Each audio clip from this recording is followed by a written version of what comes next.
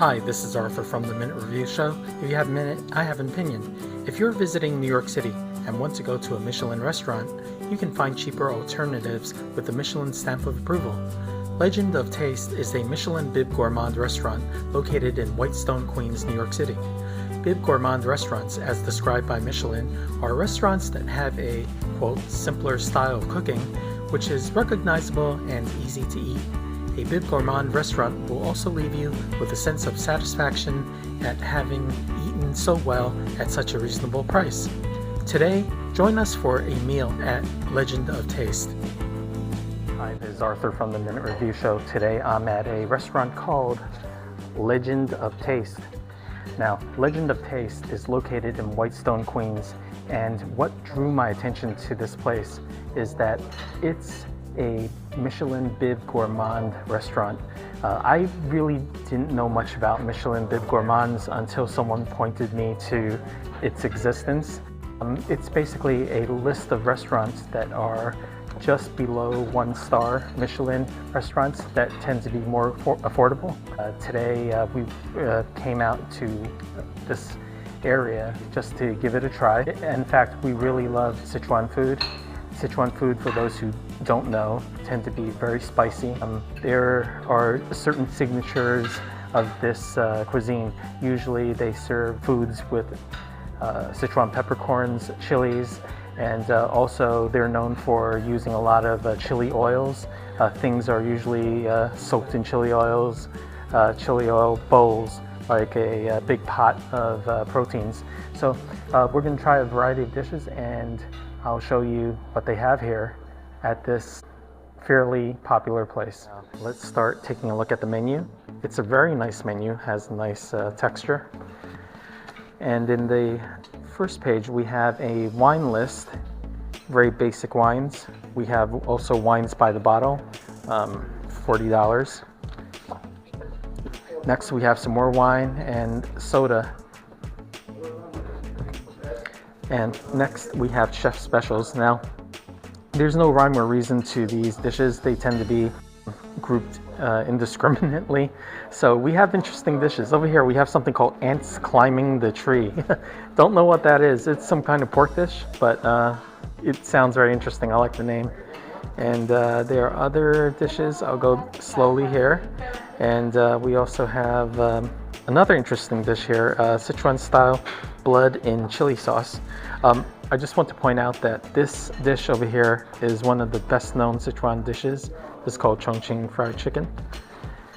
Next we have a bunch of soups. All these soups are in the Chinese American variety, not purely Sichuan. We have a bunch of cold dishes, and these are definitely Sichuan type dishes. So we can go take a look. Here's some bean jelly, lang fun, which is very famous. And we have some more dishes here. Next we have a set of appetizers, and they have the dan dan noodles, which is a famous Sichuan dish. They have dumplings, wings, other types of appetizers. They even have some soup dumplings, but we'll leave that for a Shanghai restaurant. Next we have what they call the Legend Special. Now, these are famous. Here's a very famous Sichuan dish, double cooked pork. There's just a whole bunch of other things here. Mapo tofu. And we also have some fish fillet. Next we have the grilled hot and spicy pot. I think what this is that the food comes into a wok and they just stir fry a whole bunch of stuff. We have noodle soups, we have pork, and then we have some fish dishes. These appear to be more of the Chinese American type dishes, not the Sichuan. Some more Chinese American type of beef dishes, not Sichuan. And over here, here's some seafood dishes. And it looks like it's a combination of Sichuan and Chinese American, because they have the gongbao jumbo shrimp here. And next we have the vegetables. We have fried rice and noodles over here. We have pan-fried noodles, which is not Sichuan. And finally, we have lunch specials, and these are pretty good. They're all under $11. but they're not available during the weekends, only Monday through Friday. The first dish we ordered is the Sichuan cucumber salad, and what I can see here is that there appears to be some aromatics added to the dish. These look like scallions. There is also some cucumbers here that don't appear to be cooked. I think it might be raw, but it's just marinated. And the interesting thing here is that they left the skin on these cucumbers. Usually I expect them to be peeled, but this is very interesting. I also see some garlic in this dish. Okay, the first dish that I'm going to try is the Sichuan cucumber salad. The Sichuan cucumber salad is made into tiny bites like this. So let's give this a try. Number one, it is super refreshing. The salad is served cold, super refreshing. The freshness is really good. What I taste when I first bite into this is the salt. There's actually a good amount of saltiness in this. It's not overly salted, but there's a ton of flavor. The scallions and the garlic really brings out the flavor of the neutral tasting cucumber. Now the cucumber is totally raw, but when you bite into it, there's a nice crunch. It's very enjoyable. You hear that? Delicious. Here's one thing that I should mention about these cucumbers. What I like about it is that I was a bit concerned about the skin. I thought that it would be just in the way, it would be gristly, but no, the skin actually chews easily and doesn't leave any, it's not hard to chew. It just disintegrates like the middle part of the cucumber. So it's great. This is the first for the Minute Review Show. I have never ever reviewed a crab rangoon. In fact, in my life, I think I've only had one crab rangoon.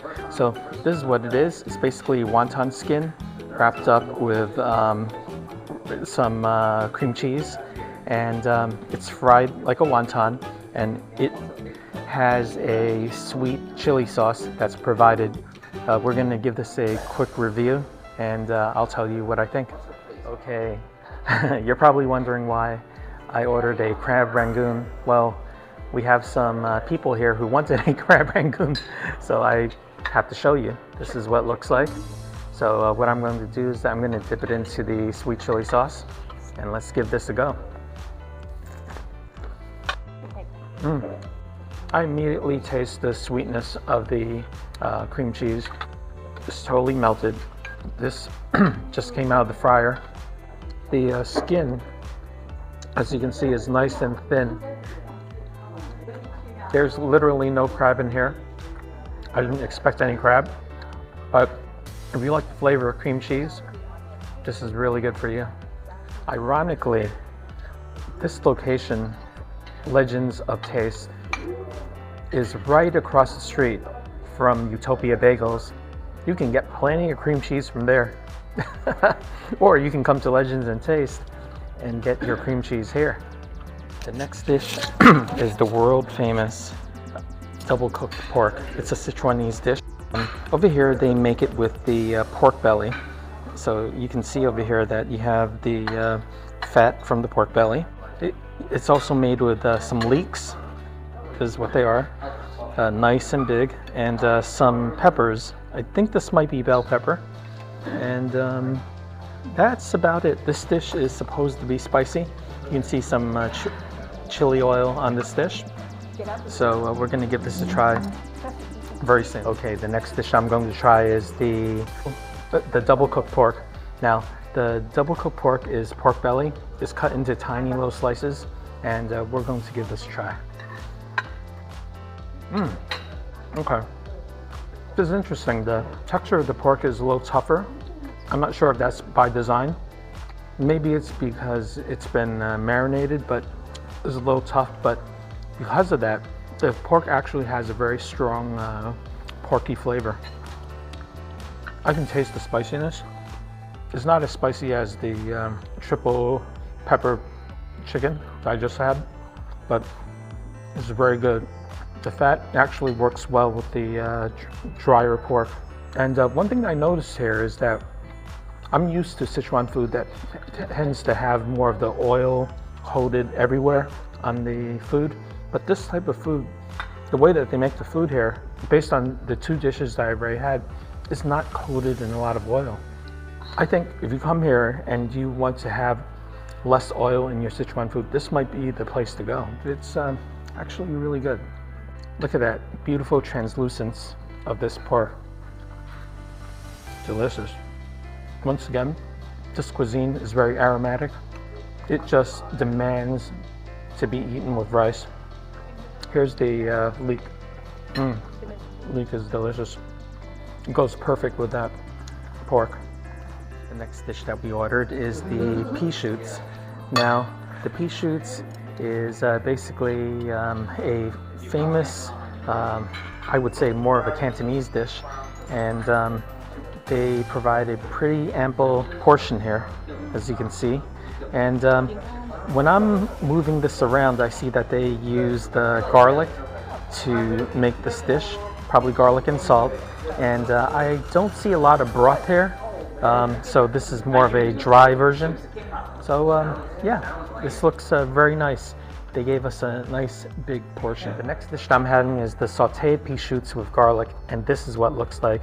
They gave us a sizable dish of this. They did not put a broth on the bottom. It's kind of dry, but that's okay. I'm sensing a trend in this restaurant. They're not into making their food liquidy. Either it's oil or broth. So that's interesting, but that doesn't mean that is not good. It's just different. Very nice. I can immediately tell that they use some type of broth, probably a chicken broth to make this. There's a tiny bit of sweetness in this, probably a little sugar. The most pronounced flavor of all is that there's garlic in this. When I eat this, I also get a sense that it tastes a little like spinach, but crunchier than spinach. More pleasant mouthfeel, more pleasant chew. So far, they're doing it the right way. It's really nice. This dish that we ordered is the griddled hot and spicy fish fillet. Now, this dish looks like there's some cilantro. Here's some deep fried fish. The deep fried fish looks like it has some spicy chili powder on the outside. It's definitely deep fried. And as I mix this around, I see that, oh, there's some lotus root, and there's some peppers, chili peppers, and let me see what else. Oh, wow, look, they even have some potatoes. Now, this dish, I suspect, is probably similar to a dry hot pot. So that's what I'm expecting as the flavor profile. There's a good amount of fish here, so we're going to try this very soon. Okay, the next dish I'm going to have is now this has a really long name. It's called the griddled hot and spicy fish fillet pot. So, as I said earlier in my introduction, I think this is like the Sichuan version of a dry hot pot. And for those who know what this is, it's a bunch of chilies and different flavorings stir-fried in a wok. There's a whole bunch of items in here. We have a cauliflower, we have potato, and then we also have some fried fish that's coated in this chili oil. We're going to try the protein first. That's the best thing to try. Yes, it tastes like a dry pot. And not only that, this fish is so soft and slippery and delectable. I can taste the peppercorns. I'm feeling that numbing flavor in my mouth. There's just so much depth to this. The pain of eating that peppercorn is a pleasurable pain. I don't know how else to describe it, but compared with the other two dishes that I had, this dish is markedly saltier, but that's okay. That's what dry pots are usually like. So we also have another veggie that I forgot to mention. We have a lotus root. So let's try this. Okay. Lotus root is nice and crunchy. We're going to try the potato.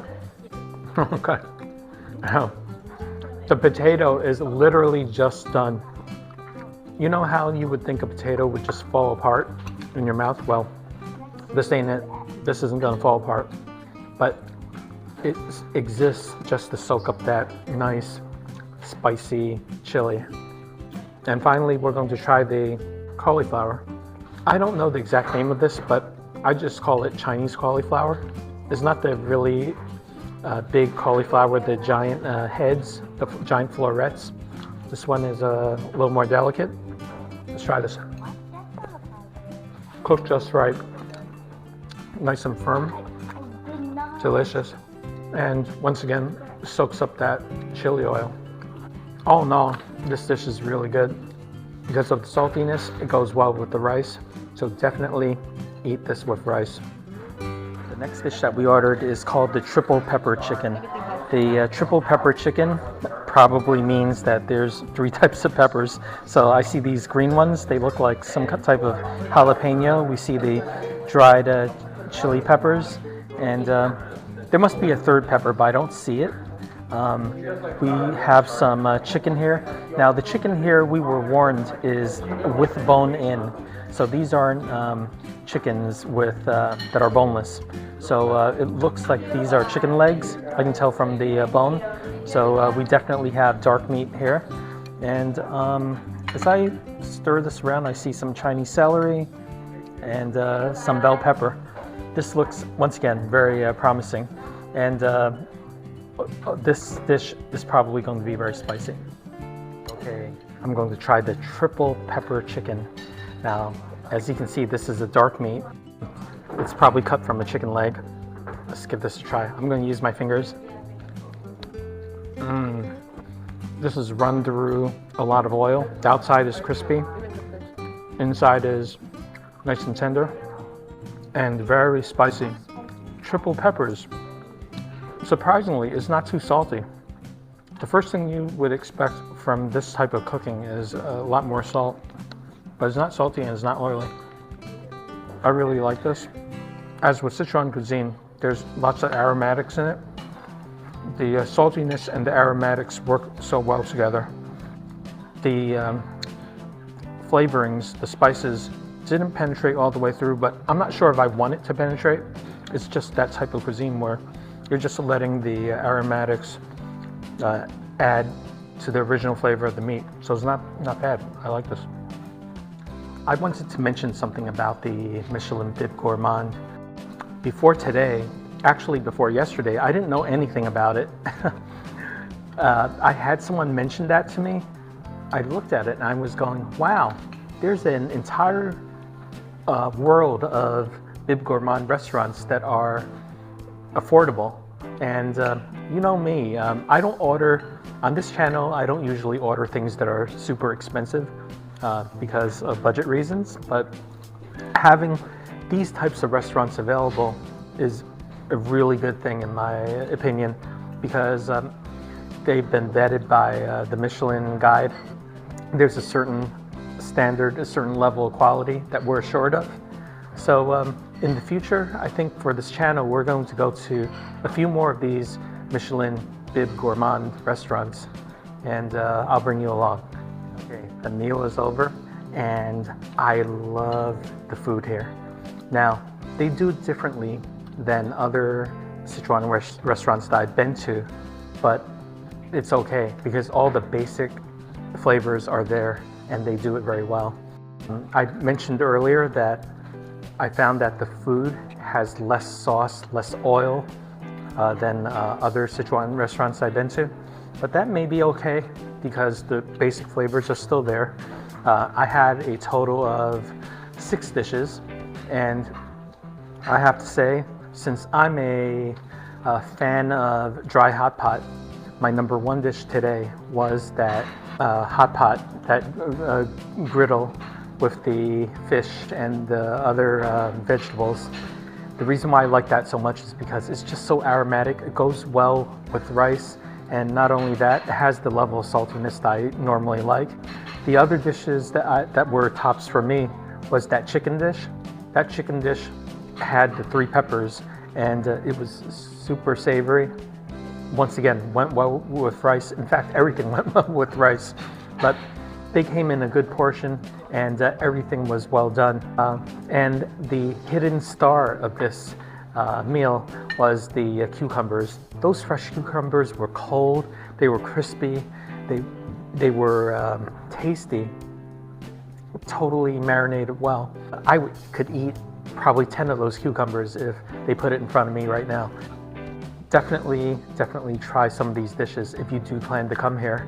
I also did a little research about this place, and surprisingly, for a Bib Gourmand restaurant, not that many reviews have been made about this place, or even YouTube videos, which is totally surprising. So I'm hoping that you know, bringing you this restaurant, you would get the chance to see the types of food that they offer, because judging from what I had today, it's well worth it to come and give it a try if you love that Sichuan spicy food.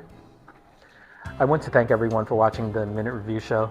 I really appreciate your viewing, and to all my subscribers. I wanted to let everyone know that I added a few more playlists to my channel. I added a soup dumpling playlist, and I also added a buffet playlist, so check those out on my channel. Also, if you have friends coming to New York City, please share with them my channel and have them look at the restaurants that I've gone to and see if they like any of them. If they do, I encourage them to try some of those restaurants. So thank you once again for watching, and I will see you again in my next video. Final bill before tip was $108.55.